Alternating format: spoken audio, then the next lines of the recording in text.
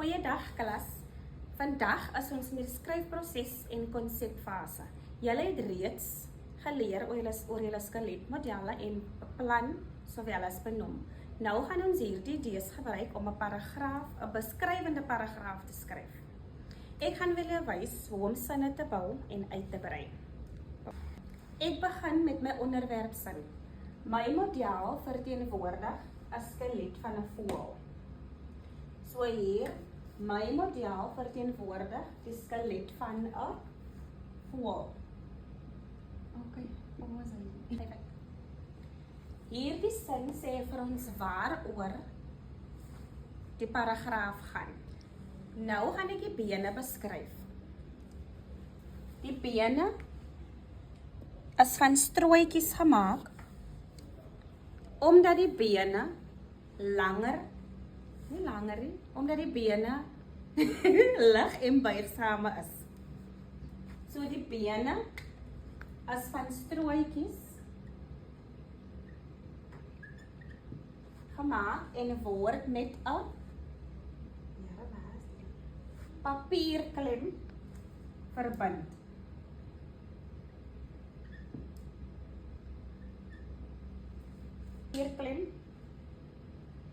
Die papierklem dat die bene verbind.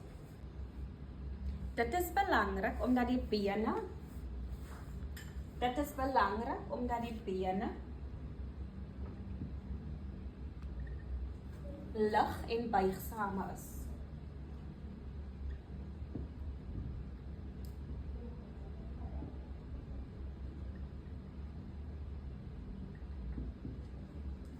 So is ek besig om my paragraaf te voltooi. Nou verduidelik ek die funksie van die gewrigte. Die gewrigte word met papierklemme verbind sodat die vlerke kan beweeg. Ek gebruik sodat om te wys wat gebeur. So die gewrigte is belangrik omdat die gewrigte is beweeglik en help die dier om sy vlerke te beweeg.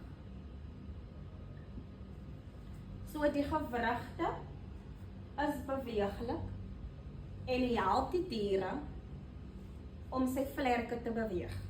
Die model is stewig en lyk soos 'n regte skelet. Stewig is 'n byvoeglike naamwoord. Julle gaan hierdie skryfraam gebruik om julle te help skryf. En dan gebruik ook hierdie woord meer om beter beskrywings te maak. So die wetenskaplike woorde is skelet, bene, gewrigte, wervels en ribbes.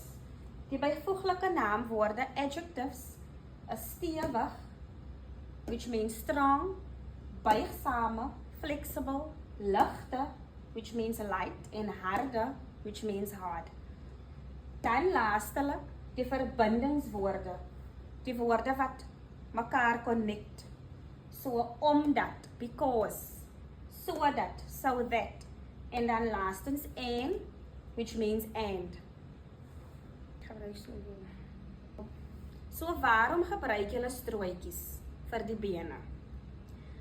Som van julle gaan sê ek gebruik strooitjies omdat hulle lig is.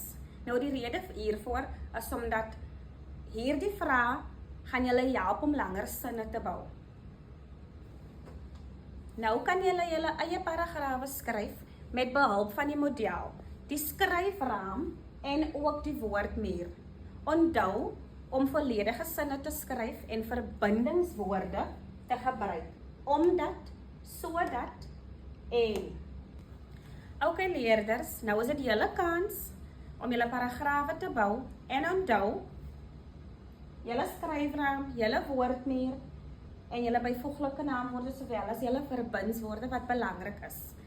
So ek sien uit na julle paragrawe en sterkte.